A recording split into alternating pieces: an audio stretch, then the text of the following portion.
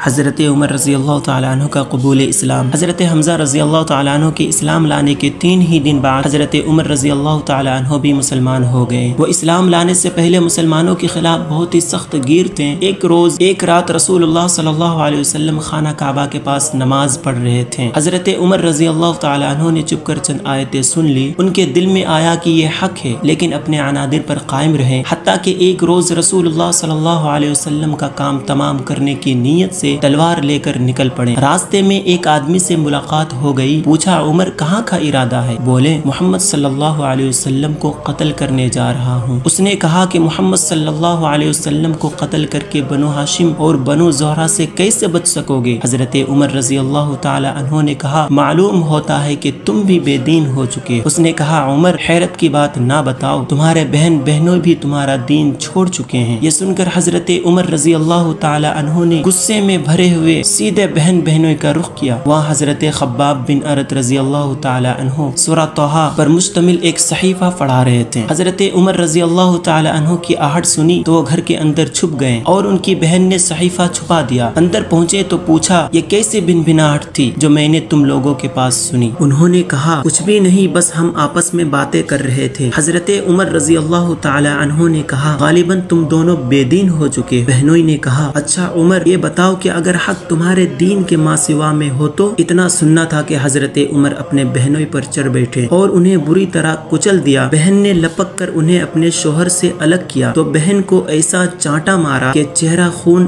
آلودہ ہو گیا۔ بہن نے جوش غضب میں کہا، عمر، اگر حق تیرے دین کے ماں سوا میں ہو تو؟ پھر عمر رضی اللہ تعالی عنہ کی بہن نے کہا، اشہد اللہ الہ الا اللہ و اشہد ان محمد رسول اللہ، میں گواہی دیتی ہوں کہ اللہ کے سوا کوئی لائق عبادت نہیں، اور میں گواہی دیتی ہوں کہ محمد صلی اللہ علیہ وسلم اللہ کے رسول ہے۔ اس پر حضرت عمر رضی اللہ تعالی عنہ کو مایوسی و ندامت ہوئی۔ انہیں شرم آئی اور انہوں نے کہا، تمہارے پاس جو کتاب ہے ذرا مجھے بھی دو، میں بھی پڑھوں۔ بہن نے کہا، تم ناپاک ہو اور اسے صرف پاک لوگ ہی چھو سکتے ہیں، اٹھو غسل کرو۔ انہوں نے اٹھ کر غسل کیا، پھر کتاب لی اور بسم اللہ الرحمن الرحیم پڑھی۔ کہنے لگے، یہ تو بڑے پاکیزہ نام ہیں۔ اس کے بعد طٰہٰ سے اننی انا اللہ لا الہ الا انا فاعبدنی واقم الصلاۃ لذکری تک قرات کی۔ کہنے لگے، یہ تو بڑا عمدہ اور بڑا محترم کلام ہے، مجھے محمد کا پتہ بتاؤ۔ یہ سن کر حضرت خباب رضی اللہ تعالی عنہ باہر آ گئے۔ کہنے لگے، عمر خوش ہو جاؤ، مجھے امید ہے کہ رسول اللہ صلی اللہ علیہ وسلم نے جمعرات کی رات تمہارے متعلق جو دعا کی تھی کہ اے اللہ،